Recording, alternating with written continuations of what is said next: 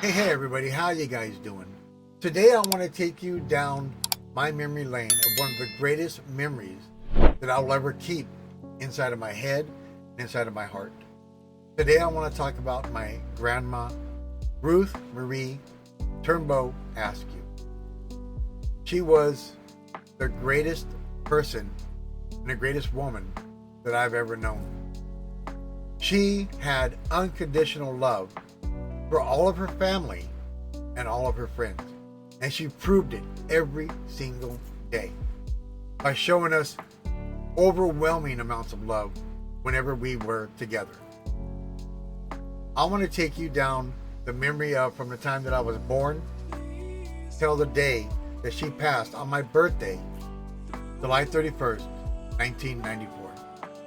So let's go ahead and step back in time and go back to the beginning of when my grandmother was born and the first day that I met her.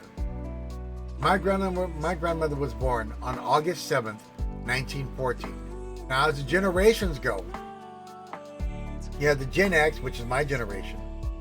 Before that, you had the baby boomers, which is my mom's generation. Before that, you had the silent generation. And before that, you had the greatest generation. And I agree with that 100%. Because my grandmother and my grandfather were part of the greatest generation. Now, you would think it would be part of the silent generation because they were the parents of a baby boomer. But no, my grandmother was born in 1914. And from 1901 to 1927, that was the greatest generation right before the silent generation. Okay? But my grandmother and my grandfather did grow up in the beginnings of the greatest generation and all through the silent generation. My grandfather was born in 1916, and that'll be another story that I'm going to make on video later on. But today we're talking about my grandmother Ruth. So she was born, like I said, on August 7th, 1914. And during those times, they went through the Great Recession and World War II. So that was a very hard time. But my grandmother and my grandfather were fighters. They knew about very strong, they had very strong job ethics, and they had very strong family ethics. And my grandmother and my grandfather proved it every single day of all of our lives while they were around. My grandmother made sure that we were always loved and that every event, holiday event, was celebrated in greatness. Whether it was Easter, with Easter baskets, hiding eggs, all that stuff, we did that every single year of our childhood. And even into our children's years and our children's years. Her grandchildren and her great-grandchildren. So, Easter, Halloween, Christmas, didn't matter. Thanksgiving, it did not matter. My grandmother was on the phone or at your house making plans several months before to make sure that the event went off, and it went off in a great fashion. That was my grandmother and my grandfather. My grandfather drove her around anywhere because my grandmother really never had a license. So he drove her everywhere. And whenever she wanted to go do something, he made sure that she got there. That's how great my grandparents were. On my mom's side. This is my mom's side. Okay? That's what I'm talking about today. But they always made sure that all the holidays were celebrated in the greatest fashion that you could celebrate a holiday. Well, 1966 comes around. July 31st, 1966, and I'm born into this world. Okay? My father, not being a very responsible person, having mental issues from his upbringing, didn't want to take on responsibility of children. So at a very young age, before I was even one, my mom said, okay, well, I'm going to take my son over to my mom and dad's house, and I'm going to let them raise him until you can learn how to be responsible to my father. So that's what happened. 10 months later, my sister was born, and she lived with my mother and my father for a very short time, where my mom was trying to make him be responsible so that eventually I could come back into the home as well. But this whole time I'm being raised by my grandma and my grandpa. Okay? Unconditional love. No matter what it was I needed or had interest in, my grandmother and my grandfather made sure that it happened. Especially my grandma. She would tell my grandpa, he wants to be an artist, let's get him art classes. Let's get him into an after-school art program. And it happened. He wants to learn guitar, let's get him into some guitar lessons. And they not just picked out any guitar lessons. They sent me to Chet Atkins Academy of Music. Chet Atkins is one of the greatest folk guitar players that has ever been born on this earth. If you don't know who Chet Atkins is, you should look him up. I went to Chet Atkins Academy of Music, and I graduated from that school. Okay?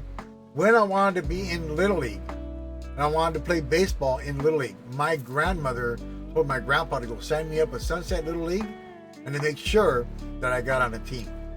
And every single lesson that I had with guitar, every single lesson that I had with art, every single baseball game that we had, and every single game event, whether it was pizza after the game because we won, or it was having hot dogs and nachos at the game, they made sure that they were there and that I had what I wanted during these events, and made sure that the events were great, not just for me, but they also helped take care of my friends as well and my teammates. Okay? My grandmother was amazing.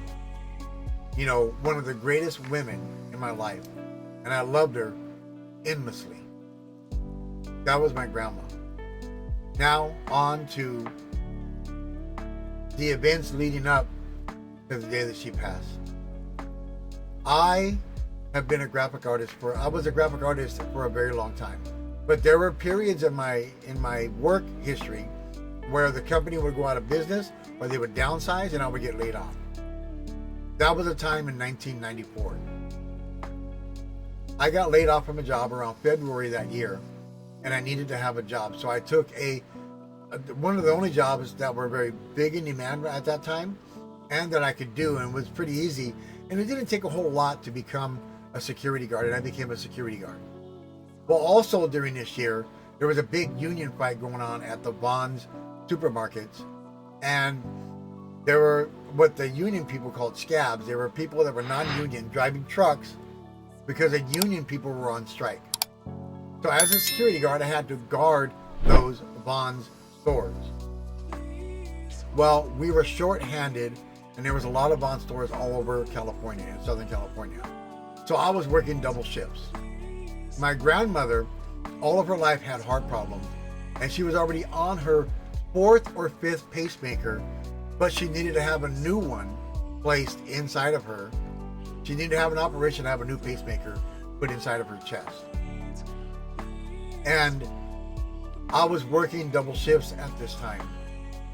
Well, before she actually went in to have the surgery done, she caught the flu. And she became very ill. My grandfather took her to the hospital to make sure that she was well taken care of. Well, while she was at the hospital, her flu had developed into pneumonia, which made her too weak for the surgery. And the doctor said, we're going to wait till you get better and get stronger, and then we'll perform the surgery because we can't do it now. A week before they did the surgery, my grandmother slipped into a coma. And I had been to visit my grandma a couple times, because I had Sundays off. So I went to go see her on Sundays while she was at the hospital, and prior to her going to the hospital. Excuse me. So I had been visiting her already in the hospital. But she slipped into a coma on a Monday, a week before she was supposed to have her surgery. My birthday was coming up that weekend, the week that she slipped into a coma. It was going to come up on that coming Sunday. Okay. Before my grandmother slipped into a coma, she told my grandfather one thing. He goes, I am not going to leave this world. If I do, before I see my grandson Jerry again, which is me. That was my nickname, Jerry. So that's what she told my grandfather. My grandfather informed me of this, that she had told him this the day that she went into a coma. So I was working double shifts all that week, Monday through Saturday. I actually took off early that Saturday so I can go see my grandma. I got up to the hospital around like 6, 7 o'clock at night, that night, on that Saturday, the day before my birthday. And I was there for several hours. I left there around 1:15 in the morning. 1:15, 1:20, around there. It took me about an hour to get home. But while I was there with my grandma, my grandpa, I was holding, and the other family members were there as well. But me and my grandfather, right before I left, we were in there, and I was holding my grandma's hand on one side, and he was holding my grandma's hand on the other side. And we were holding each other's hand across her stomach. We were talking to my grandma saying, "Grandma, we love you. We know you're going to be okay. You're going to make it." I told my grandfather she's going to be okay. Grandma's tough. She's going to make it. She's going to be okay. And while we were in conversation about her and with each other, my grandfather said, "Oh, look at that." Not only did she squeeze our hand, she's in a coma, she squeezed our hand, and we were talking about how much we love her. She squeezed our hand, but a tear came down her eye. Well, I left there around 1:15, 1:20 in the morning, like I said, and this was in Cedar Sinai, and I had to drive home, and it took me about an hour to get home. I didn't get home until around 1:20, 1:25 that morning. As soon as I got home, I stuck my key in the door to open my door, and my apartment phone started ringing. I opened up the door, walked inside, answered the phone. It was my grandfather telling me that my grandmother had just passed.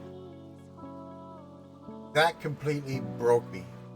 I was devastated. I didn't expect that. I stayed awake all night thinking about this.